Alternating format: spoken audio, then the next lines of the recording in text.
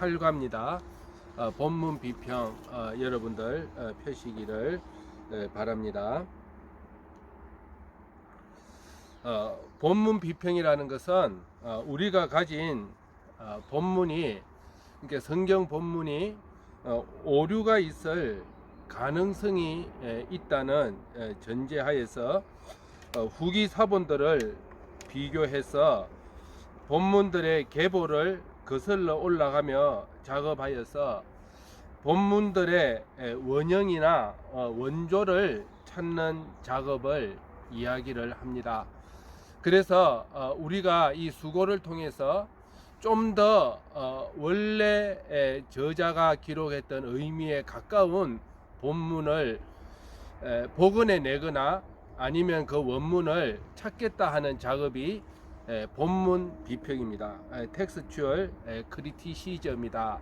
여기서 비평, 크리티사이저, 비평을 하겠다는 것은 좀 삐딱한 눈으로 이게 문제가 없는가 한번 살펴보겠다는 것입니다.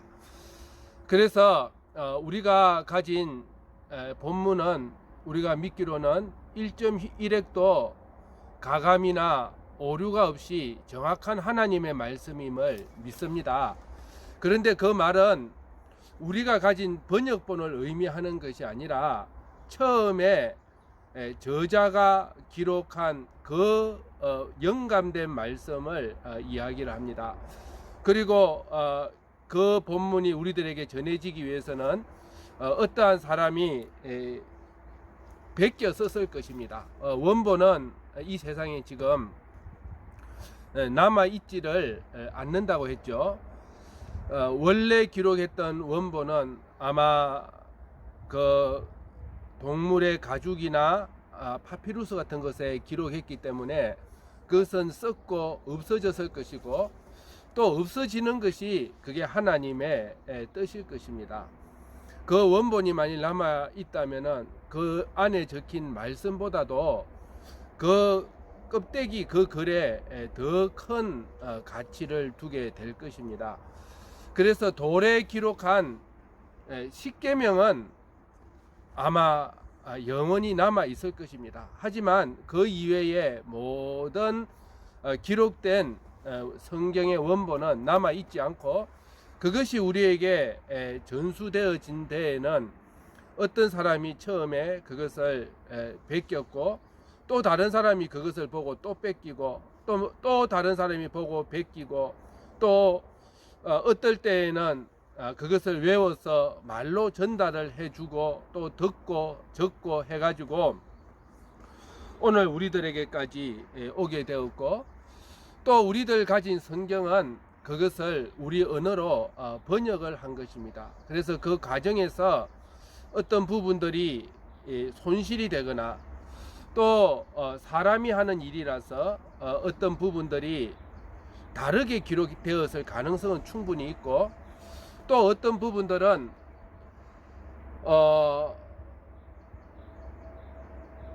추가되어져서 기록이 되어진 부분들도 있을 것입니다. 그래서 이러한 의도적이든지 의도적이 않든지 이러한 일들이 일어난 것에 대해서 원본을 찾아가는 그 과정이 본문 비평이라 할 수 있습니다. 우리가 다음 장에서 배울 국가와 비교해 가지고, 국가에 여러분들 한 페이지 넘겨 보시면은 제목이 뭐라고 되어 있죠? 고등 비평이라고 되어 있죠.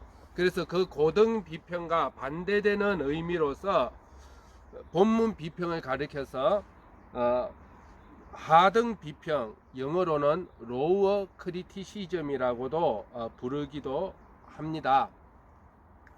어쨌든 우리는 나중에 마지막 부분에 가서 이 본문 비평에 대한 평가를 여러분들에게 하겠지만은, 이 구약 성경을 연구하는 데에는 이 본문 비평이 아주 중요합니다.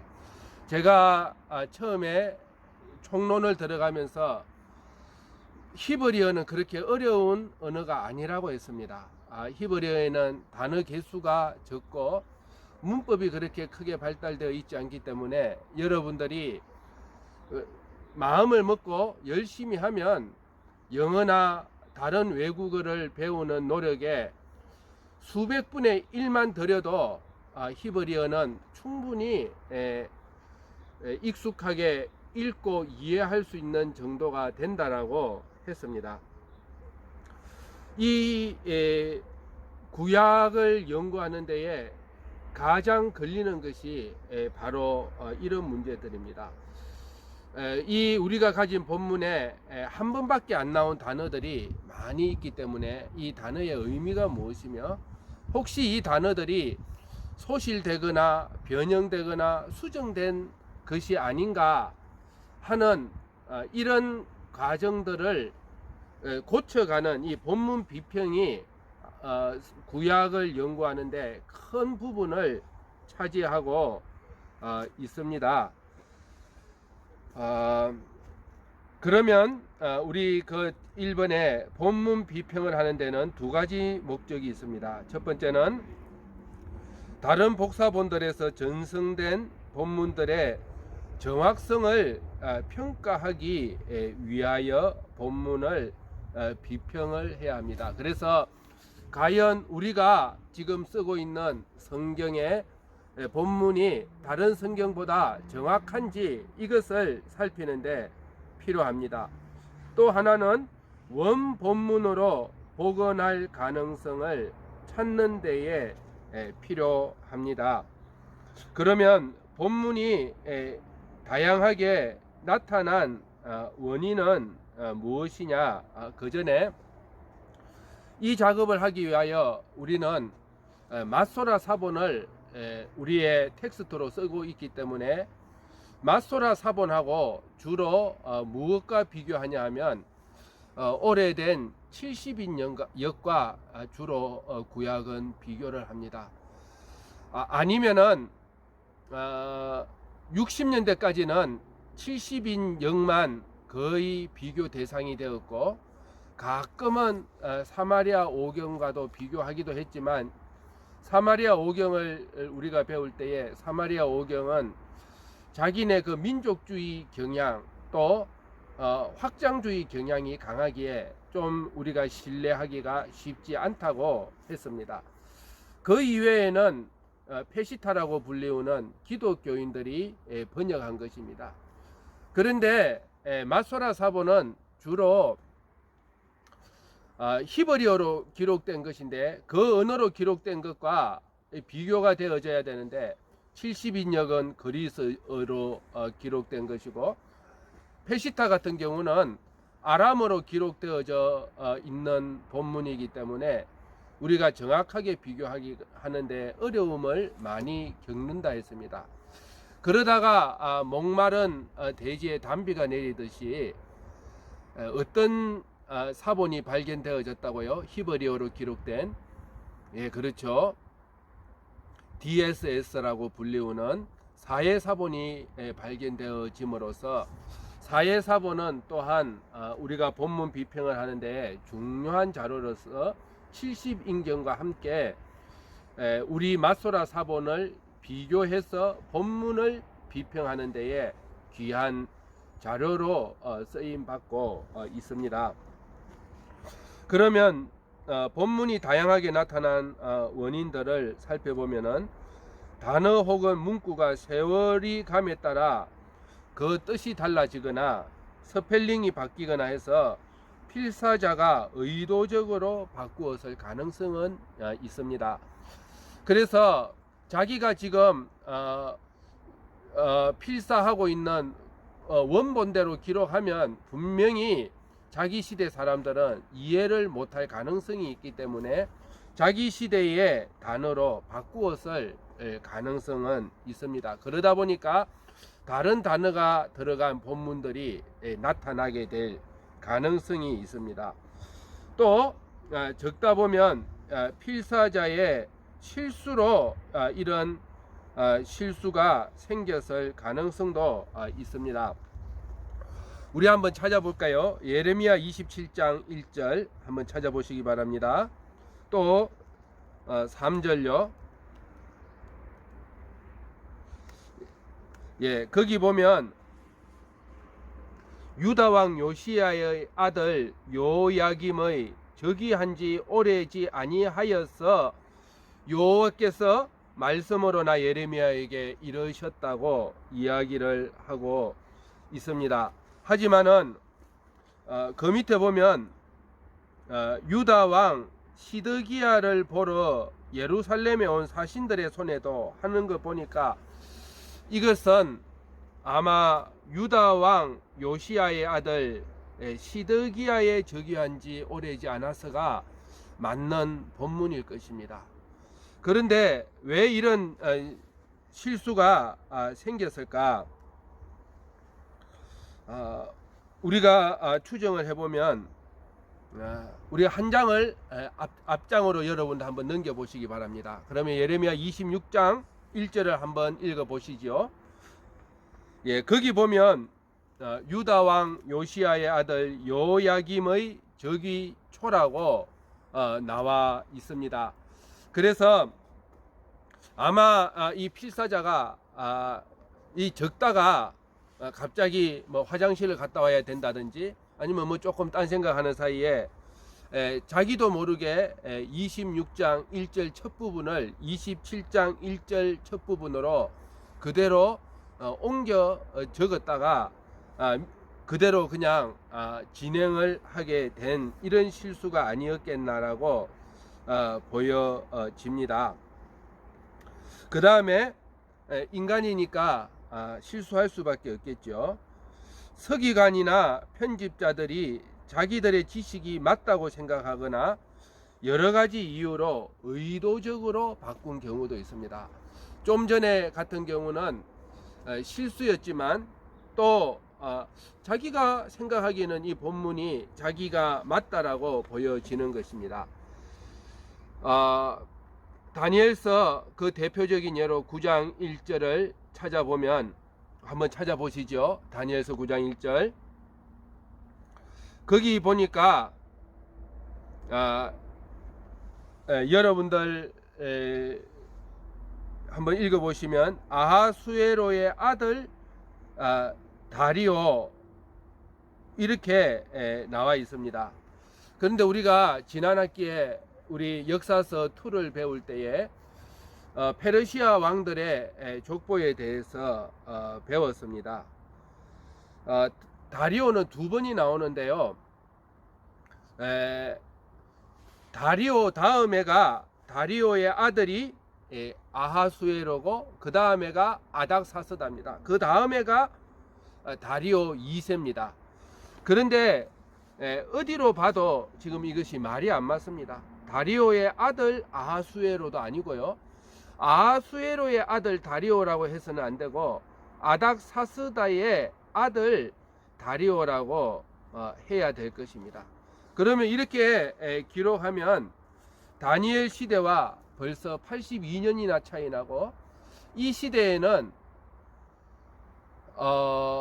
다니엘은 살아있지 않았습니다. 다니엘은 페르시아가 시작한 고레서 원년까지 일을 했고 그 이후에도 살아 있었지만은 이미 고레서 원년에 그의 나이는 거의 80세가 되어 있었습니다.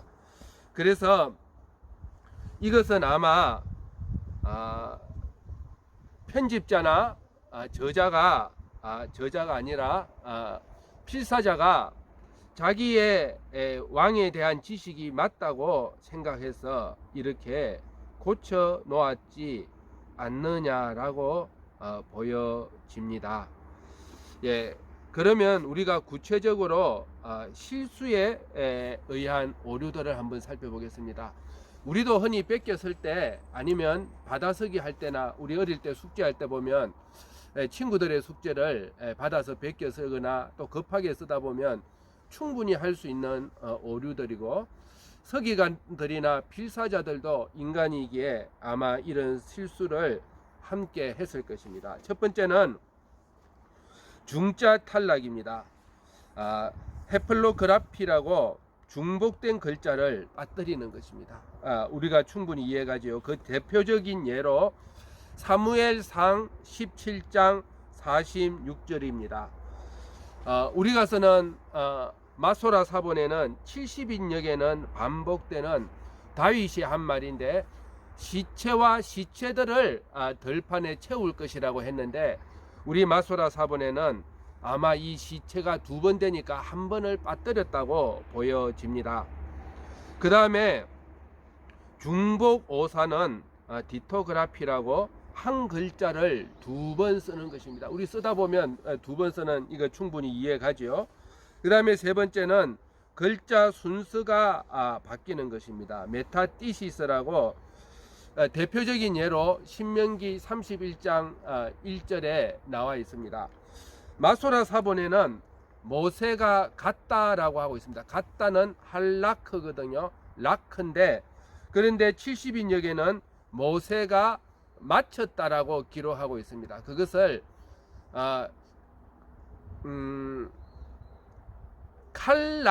칼라인데요. L하고 K가 2개가 뒤바뀌어 져서 기록되어 있습니다. 그것뿐만 아니라 쿰남 3월에도 모세가 마쳤다라고 이렇게 기록하고 있습니다. 이것이 글자 순서가 바뀝니다. 흔히 히브리어에서는 이런 실수가 많이 일어납니다. 그 다음에 히브리어의 마소라 이전에는 띄어쓰기가 없었기 때문에 띄어쓰기가 없다 보니까 앞에 단어하고 뒷 단어하고 같은 단어로 묶어서 이해하게 된 것도 있습니다. 또 그 반대로 한 단어인데 앞에 단어에다 붙여버리고 나머지는 뒷 단어에 붙이는 그런 일도 있습니다. 그 다음에 동음 이언데 같은 발음의 다른 단어로 대치한 것입니다. 그러니까 옛날에는 듣고 기록을 했기 때문에 듣고 기록하다 보니까 다른 단어로 쓰게 되는 것입니다. 선생님이 큰 소리로 읽어주고 받아 쓰다 보면 스펠링이 다른 같은 음을 기록하게 됩니다. 그리고 유사의 대치는 유사 글자를 읽게 되는 것입니다. 그 예를 들자면 역대상 1장 7절인데 거기에 로하고 도하고 히브리어로서는 거의 비슷한 글자입니다. 그러다 보니까 역대상 1장 7절은 로다님이라고 기록되어져 있는데 히브리어로, 또 우리 한글 성경도 그 지명이기 때문에 로다님이라고 기록이 되어져 있습니다. 하지만은 원래 창세기 10장 4절에는 도다님이라고 기록이 되어져 있습니다. 그래서 도를 로로 착각해서 기록하지 않았냐라고 보여집니다. 그래서 우리 한글 성경에는 창세기 10장을 따라서 도다님이라고 기록해 있습니다. 하지만은 많은 영어 성경 중에는 마소라 사본을 존중해서 여전히 로다님이라고 기록한 영어 성경들이 번역본들이 많이 있습니다. 아마 이거는 역대기서 필사자가 실수로 기록한 것으로 보여집니다. 그 다음에 한 줄 생략이 있습니다. 비슷한 끝으로 한 줄을 건너뛰어 버리는 거죠. 우리도 적다 보면 완전히 한 줄을 놓쳐버리는 일들이 많이 있습니다. 그 다음에 단어 생략이 있습니다. 우연히 한 단어를 빠뜨리는 일이 있고, 그 다음에 모음을 잘못 읽는 모음 오독이 있습니다. 우리는 본문 비평을 위해서 첫째 기준으로 삼을 수 있는 권위 있는 본문을 정해야 합니다. 우리가 삼을 수 있는 본문은 아마 마소라 사본일 것입니다. 그 다음에 비평을 할 때 어떤 원칙을 세워야 합니다. 원칙 없이 비평하기 시작하면 어디로 가게 될지 모릅니다. 그래서 비평학자들이 제안하기를 더 오래된 사본에 우선권을 두자는 것입니다. 그게 충분히 납득이 가죠. 아무래도 더 오래된 사본을 우선권을 두는 것이 옳을 것입니다. 그 다음에 더 어려운 본문일수록 신빙성이 있다는 것입니다. 자기들 학자들 생각에는 필사자들은 본문을 쉽게 만들려는 경향이 있다는 것입니다. 세 번째는 더 짧은 본문일수록 신빙성이 크다는 것입니다. 왜냐하면 본문을 쉽게 만들려 하면 아무래도 설명이 붙어야 되니까 본문이 길어질 가능성이 있다는 것입니다. 그 다음에 본문 사이의 차이를 가장 잘 설명해 주는 본문이 신빙성을 지닌다는 것입니다. 그 다음에 폭넓은 지역의 지지를 받는 본문이 우선권을 가진다는 것입니다. 그래서 가까운 지역에 있는 본문들보다 서로 멀리 떨어져 있는 그 본문들이 같으면은 아무래도 더 정확할 가능성이 있다는 것이죠. 예를 들면 한 반에 있는 학생들 본문이 똑같은 것보다 다른 반에 있는 학생들까지도 그 본문이 같으면은 혹시나 한 반에서는 어떤 선생님이 본문을 잘못 읽을 가능성이 있기 때문에 그 반 전체가 틀릴 가능성이 있겠죠. 그 다음에 여섯 번째는 저자의 문체와 어투에 가장 가까운 본문이 우선권을 가진다는 것입니다. 그래서 그 저자의 다른 앞장이나 다른 책에 있는 그 본문이 쓰여진 단어와 비슷한 단어라든지 어투라든지 그것이 비슷하면 아무래도 이 본문에 우선권을 두는 것이 옳겠다는 것입니다. 그 다음에 마지막으로 교리적 편견이 없는 본문에 우선권을 두자는 것입니다. 아무래도 자기네 분파에 유리하게 본문을 고쳤을 가능성이 있기 때문에 교리적 편견이 없는 본문에 우선권을 두자는 것입니다. 하지만 이 비평학자들이 제안하는 예가 절대적인 것은 아닙니다. 때로는 더 오래되지 않은 사본이 정확할 수도 있고 또 꼭 어렵다고 그 본문이 정확하다고 우리가 100% 이야기할 수 없습니다. 성경 저자가 본문을 쉽게 기록했을 가능성은 충분합니다. 그리고 본문이 더 짧다고 그게 더 정확하게 본다면 저자는 우리가 생각하기에도 또 충분하게 길게 설명을 했을 수도 있습니다. 그러기에 비평학자들이 제안하는 이 예는 하나의 참고할 사안으로 보고 우리가 본문들을 살펴보아야 될 것입니다. 그 다음에 세 번째는 의학과 신학적인 능력을 갖추어야 된다는 것입니다. 우리가 본문을 이해하기 위해서는 문맥에서 저자의 의도를 파악할 뿐만 아니라 때로는 신학적인 해석이 필요할 때도 충분히 있기 때문입니다. 그 다음에 뷰르트 바인의 실천적 재언을 참고하는 것이 중요합니다. 뷰르트 바인은 독일의 한 세대 전에 유명한 성경 문헌학자인데 그가 아주 보수적인 사람으로서 우리가 충분히 참고할 만한 재언을 하고 있습니다.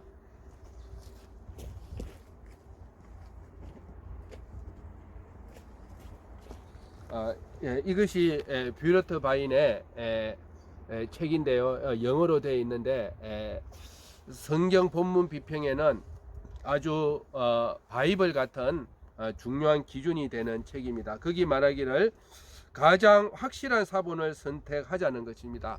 우리로서는 레닌그라드판 마소라 사본이고, 두 번째는 마소라 본문이 확실하게 틀렸다고 인정할 만한 증거를 발견하기까지는 그것을 반대하거나 추측에 의존해서는 안 된다는 것입니다. 또 다른 사본 또는 역본들이 마소라 사본과 서로 뚜렷이 다르며 둘 다 타당해 보일 경우에도 마소라 본문을 선택하자는 것입니다. 그래서 증거가 나오기 전에는 우리는 마소라 본문을 따라가는 것이 옳다는 것입니다. 그리고 마소라 본문이 의심스럽거나 문맥에서 이탈한 뜻을 지니는 데 반하여 다른 사본들이 만족스러운 본문을 제시한다면 고대 필사자의 오류로 생각할 수 있겠다는 것입니다. 마소라 본문과 다른 본문들이 여러 가지 가능성이 있거나 또는 가능성이 있는 본문이 하나도 발견되지 않을 경우 가까운 독법을 회복하려고 노력해야 하지만 우리가 조심해야 한다는 것입니다. 둘 다 말이 안 될 때에는 그러면 우리가 가장 가까운 의미를 회복하려고 노력해야 되지만 그거는 정말 조심하지 아니하면 또 다른 뜻으로 다른 길로 가게 되는 것입니다. 마지막 6번째로는 확실한 경우가 아니고서는 본문에 수정을 가하지 말고 난 외주로 처리하여서 설교가들에게 도움을 주도록 해야 한다는 것입니다. 가능한 한 본문을 건드리지 않는 것이 좋겠다는 것입니다. 그 예로 우리 여러분들 개정역 창세기 47장 31절을 보시면요.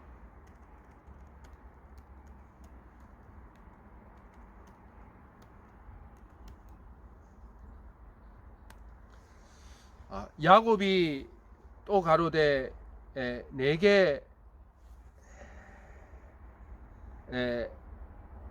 죄송합니다. 창세기 47장 31절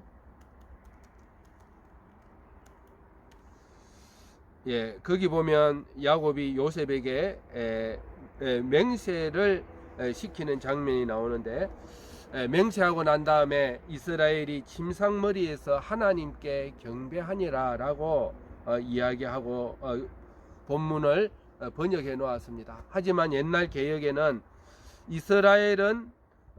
이스라엘이 침상머리에서 경배하니라 하고 하나님 자가 없습니다.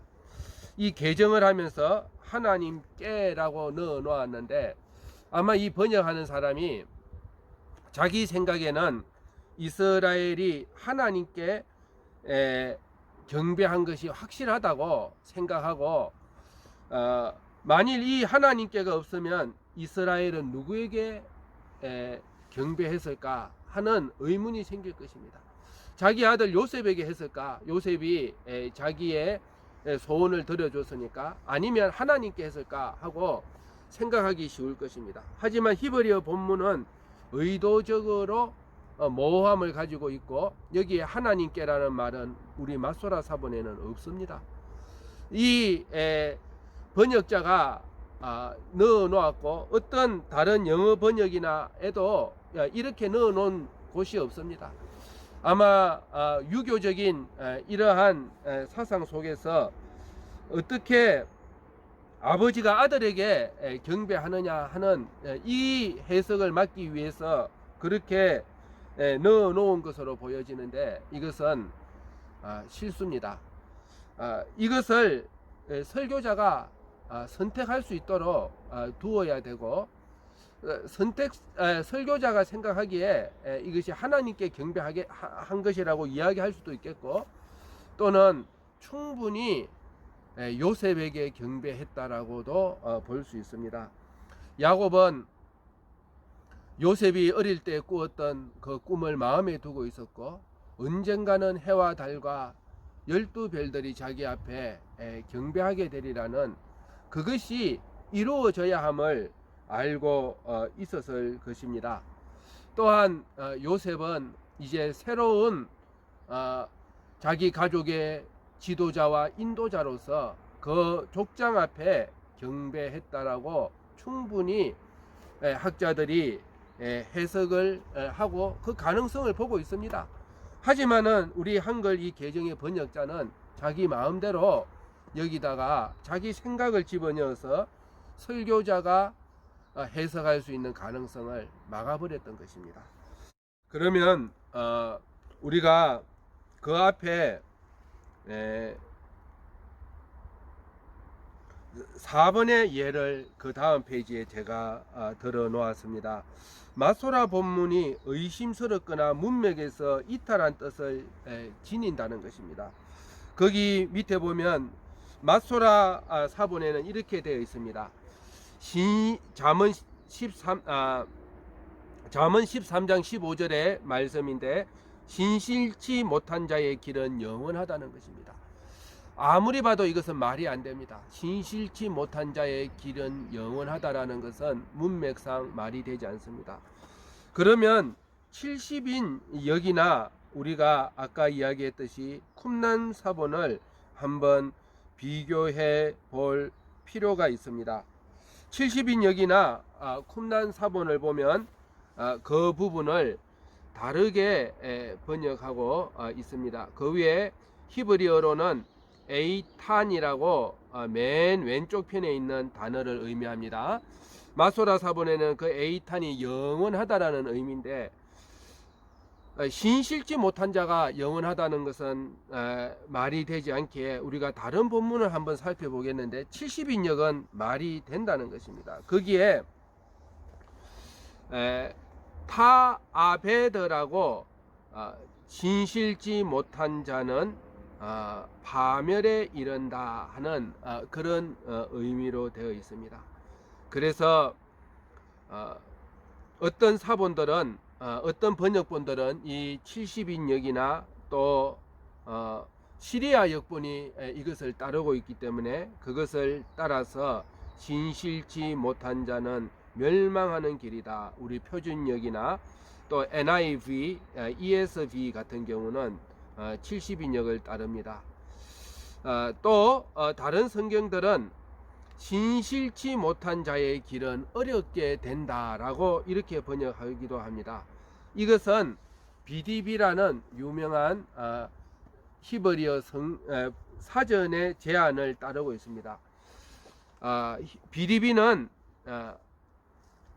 아이드라는 원래 아마 아이드 뒤에 T가 D였을 것이다 라고 제안을 하고 있습니다. 그 의미는 환난을 만난다, 어렵게 된다 하는 그런 뜻입니다. 그것을 우리 계정이 따라서 선한 지혜는 은혜를 베푸나 괴사한 자의 길은 험하니라, 어렵다 하고 있습니다.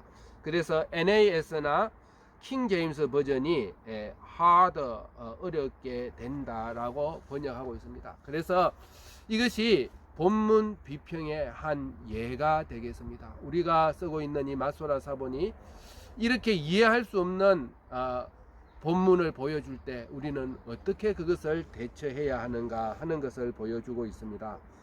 하지만 뷰르트 바이는 철저하게 마소라 본문을 특별한 이유가 아니면, 좀 전에 예와 같은 그런 때가 아니면 가능한 한 마소라 사본을 따를 것을 우리들에게 권면하고 있습니다. 그래서 현대의 학자들은 이 본문 비평을 엄청 좋아합니다. 그래서 조금만 자기들 이해만 안 가면 본문을 고치려고 달라듭니다.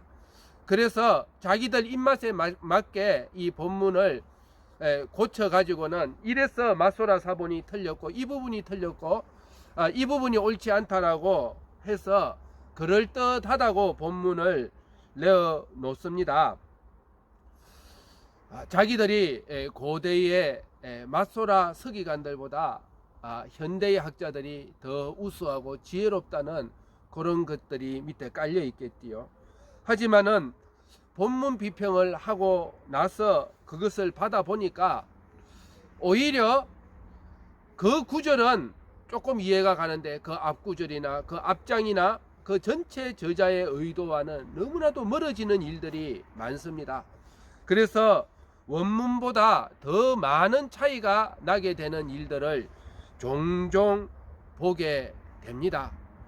그래서 가급적 뷰르트 바인이 이야기한 대로 확실한 경우가 아니라면 본문에 수정을 가하지 않고 두는 것이 좋고, 가급적이면 본문 비평은 피하는 것이 좋습니다.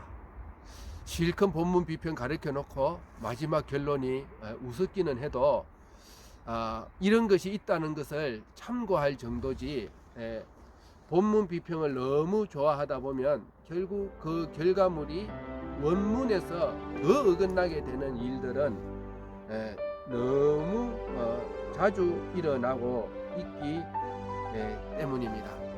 오늘 강의는 여기까지 하겠고요. 여러분들 감사하고 우리 다음 주에 또 교실에서 만나도록 하겠습니다.